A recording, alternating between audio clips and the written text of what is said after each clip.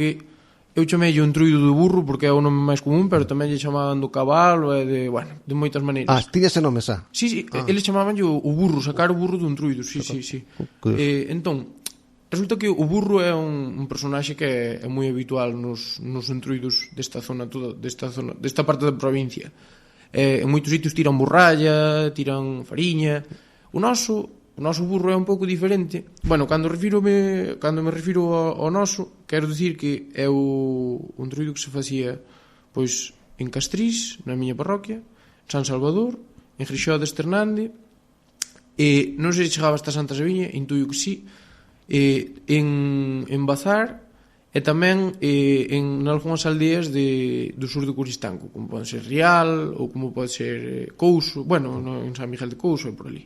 Entonces, o noso burro, a curiosidade é que, bueno, o burro é un disfraz, que levan dúas personas, levan o mesmo disfraz. É dicir, é como ten unha cabeza grande de madeira e despois para atrás ten unhas mantas ou unha tela.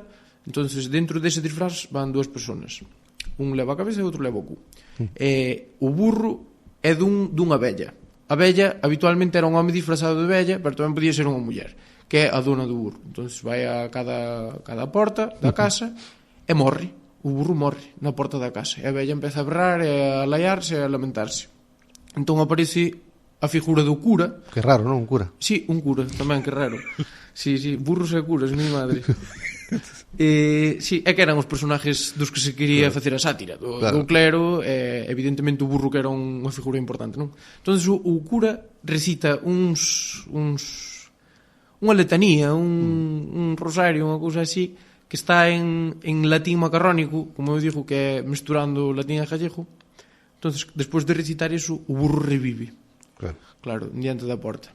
E despois o tema sigue, porque despois de revivir o burro, hai un baile. O baile tocábano unhas pandreteiras ou uns gaiteiros, o que houvese nese momento. Teño constancia de que tanto uns como outros participaban disto. E bailábano homes disfrazados de muller e mulleres disfrazados de home. Algúnas veces incluso con castañetas, con castañuelas. Despois de bailar a Jota Maila Muñeira, había unha serie de personas que iban disfrazadas de vellos e vellas, con roupa así máis farrapenta tamén, rollo con paus e con farrapos, e tamén teño constancia de que levaban carantoñas de madeira. Algúns facíanas, eran habilidosos ou falaban cun zoqueiro, e levaban cada un ao seu justo. Non é algo estipulado como poidan ser alá en Ourense, os pliqueiros ou os cigarróns, que cada un ten a súa careta, teñen todos a mesma forma. Non, aquí era algo máis libre. Estes facían trasnadas, tiraban fariña, peleábanse, movíanlle as cousas aos veciños, as típicas trasnadas que realmente é a esencia do entruido, non?